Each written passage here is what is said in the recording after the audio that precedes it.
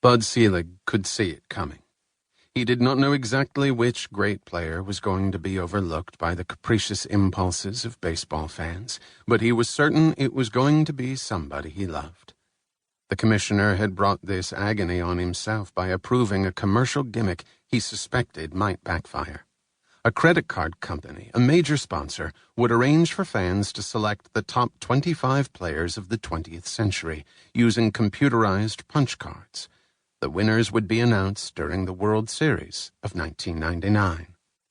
The drawback, and Selig knew it right away, was that this election could produce an injustice for some great players who had concluded their careers before the current generation of fans, before cable television began displaying endless loops of home runs by sluggers who were mysteriously growing burlier by the hour.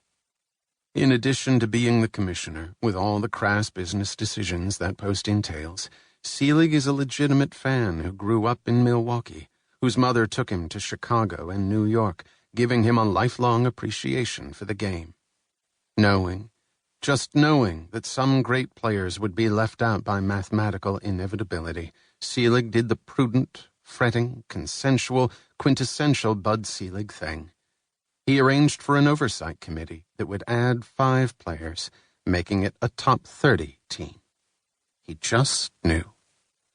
Selig's premonition came true when voting closed on September 10, 1999.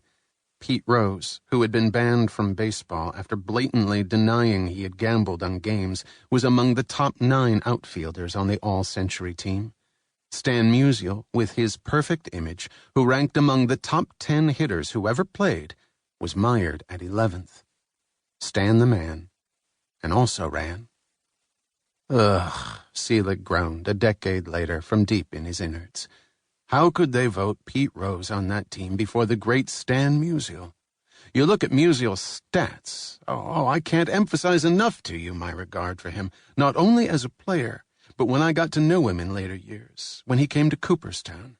I can't begin to tell you what a wonderful human being he is.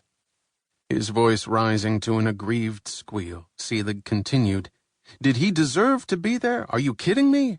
That, to me, was the biggest shock of the whole thing. I felt an incredible sadness. I said, this is impossible. I love Stan Musial, Selig added. He was just awesome. I watched him 11, 12 times a year.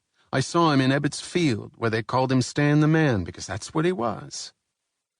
I'm 74 years old, and I still say, in a kid-like way, wow, Selig said, gaining steam. And if you were trying to win a game in the 8th or 9th inning, you didn't want to see him up.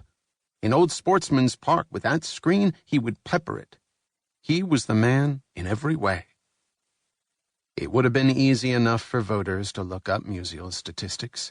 Even in 1999, everybody had access to instant electronic information. And this is what Stan Musial accomplished. 22 seasons, a career batting average of .331, with 725 doubles, 177 triples, 1,951 runs batted in. 3 times the National League's most valuable player.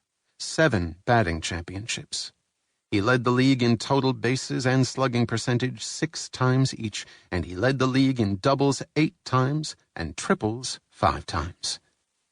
Musial also hit 475 home runs and struck out only 696 times in his entire career, 22 seasons, an astounding ratio in contrast to the chemically enhanced worthies of recent vintage, who strike out 696 times per season, or so it seems. Oh, yes, and Musial was also the most beloved great player of his time, was never thrown out of a game. And yet the fans of the Internet age, with all that information available to them, did not see fit to include him among the top 25.